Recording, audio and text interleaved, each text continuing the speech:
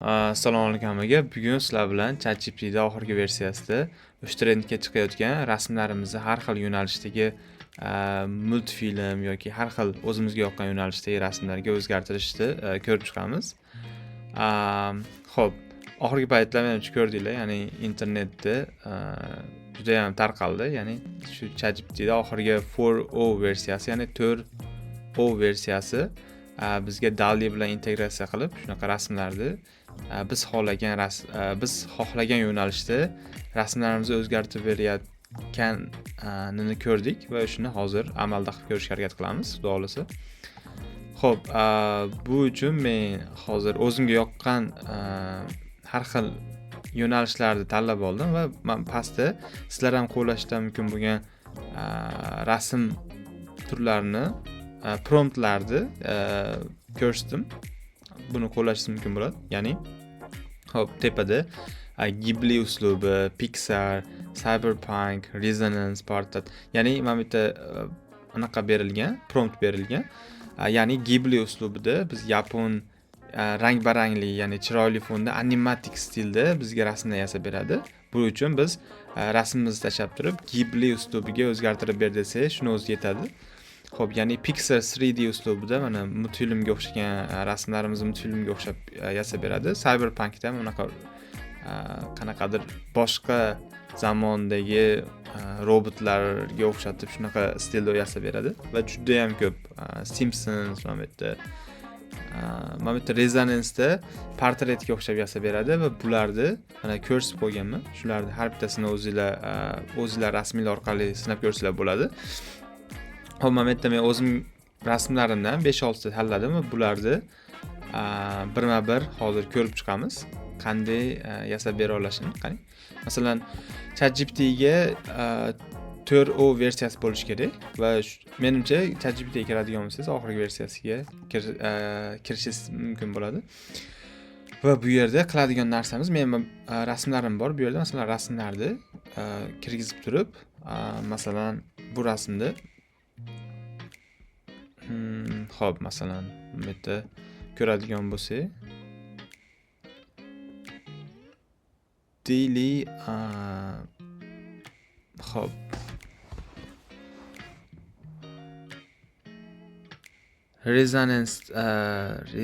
resonance portreti bitta kopiya qilsak bo'ladi. Xo'p, buni keyin yozamiz. Bu rasmni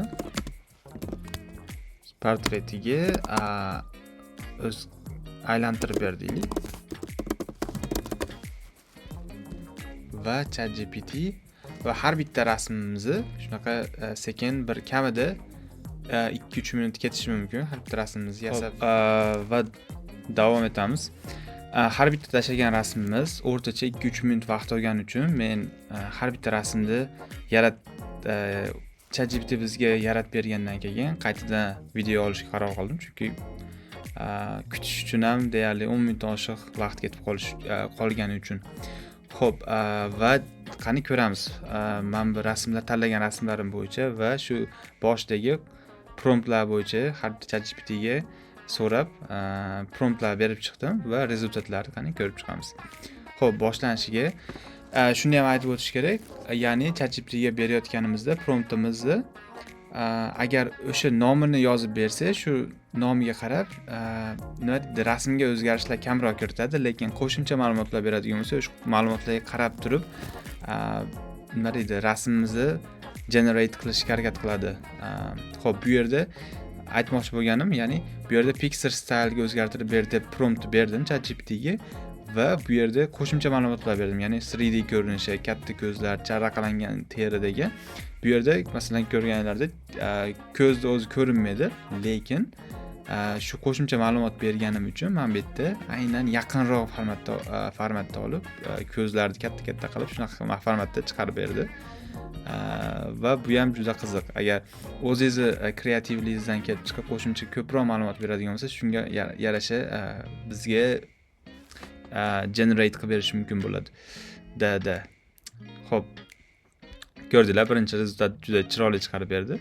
Keyingisida Cyberpunk uslubiga o'zgartirib berishni so'radim. Ya'ni kelajak shahri shunaqa qo'shimcha ma'lumotlar bilan. Neon hop bu yerda mana ko'rib turganlaridek bu rasmni bizga mana bunaqa rasmda yasab berdi. Bu ham yaxshi chiqdi. Hop. Baba endi kelajak boshqa zamon style yasab bergani uchun ham mana ko'rganlaridek qanaqadir baribir boshqacharoq stilda. Va buni qaytadan so'rabman. Va aynan shu rasmda boshqacharoq stilga yasab berishini ko'rmoqchi bo'ldim.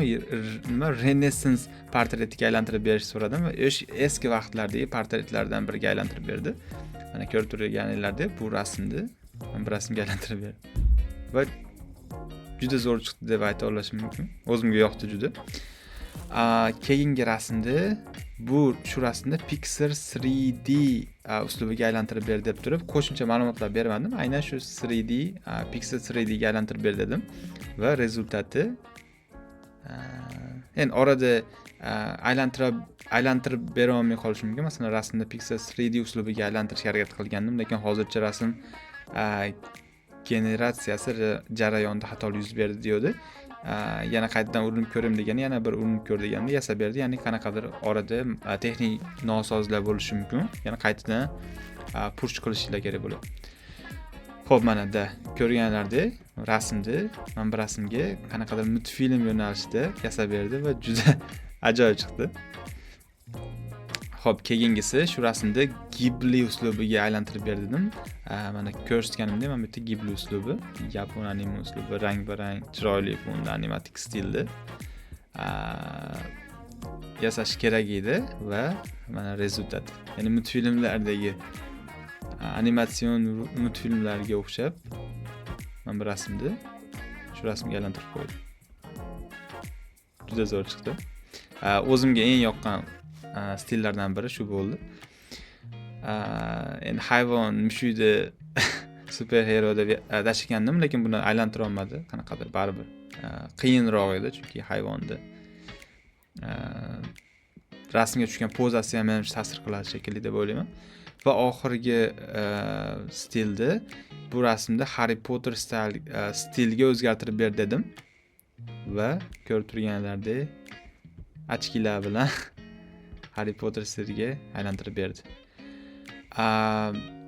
Hozircha mana ko'rdinglar, har xil stillarda rasmlarni o'zgartirishga harakat qildik va rezultatlarga ko'rib chiqdinglar. Agar o'zingizlar qiziqsanglar, o'zingizlar rasmlarni bu ko'rsatgan promptlarga birma-bir kirgizib, xuddi o'sha rasmingiz bilan prompt berib yoki qo'shimcha ma'lumotlar berib ko'rishinglar mumkin bo'ladi. Yana qo'shimcha ma'lumot ChatGPTda agar pulli planga ulanmagan bo'lsangiz, kuniga 5 ta rasmni shunaqa rasmga animatik rasmga aylantirishingiz mumkin.